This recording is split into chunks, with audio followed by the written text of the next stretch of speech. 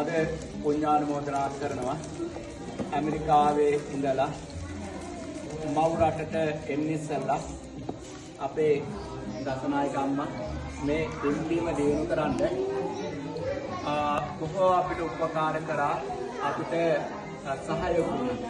මම දාන වීඩියෝ බලලා මට මතක හිටින වඩාත් ඉස්සලා අපි දුන්නානේ.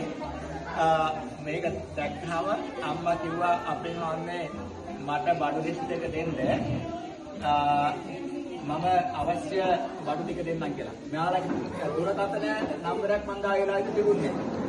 ඊට පස්සේ කොහොමද මෙයාගේ මගේ නම්බරේ මට කෝල් එකක් ගත්තා. ඒ නිසා තමයි මම මතක් කරේ මෙහෙම තමයි අවශ්‍ය බඩු ටික දීලා දෙන්න. දුන්නාම අපිට තායිකත්වය ලබා දෙන්න කැමැත්තෙන් ඉන්නවා කියලා. ඉතින් ඒ නිසා අපේ රත්නායක අම්මට ඒ වගේම පවුලේ හැමෝටම ඒ වගේම මේකට දිහි කරපු රත්තරන් අම්මට ඒ වගේම කන්න බොන දුන්න තාත්තට ඒ වගේම ශිල්ප ශාස්ත්‍රය කියලා දුන්නු ගුරුතුමන්ට ඒ වගේම දුවා දරුවන්ට ඥාති හැමෝටම මේ පින් අත් වේවා.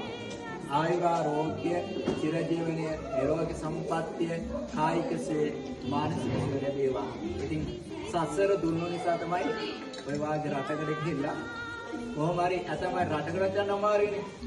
ඒ නිසා ඔබතුමීට සංසාරේ දුන්නු පින තමයි මේ මොහොතේ ඔය විපාක දීලා තියෙන. ඒ නිසා දැන් මොකද නම් කිව්වේ මාළිකේ පුතේ දැන් ඔබතුමිය කියපු දේ තමයි මම අම්මට දැම්මේ. ඒ ඔක්කොම අම්මා ගෙනල්ලා තියෙනවා. ඉතින් අම්මගේ අතින් පරිත්‍යාග කරන මේ මතක් කරනවා.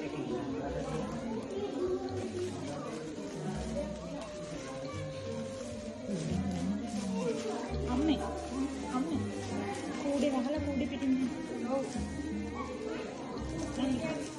ගැටුම් කියලා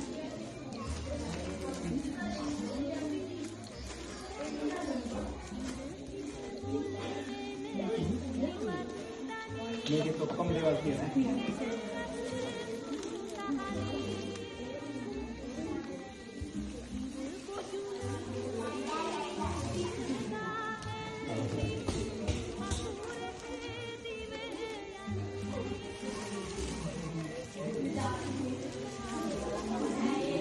ඔයාගේ දුවනේ මෙයාගේ දුවේ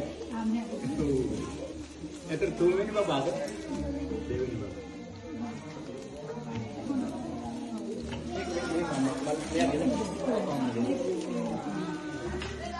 කොඩෙත්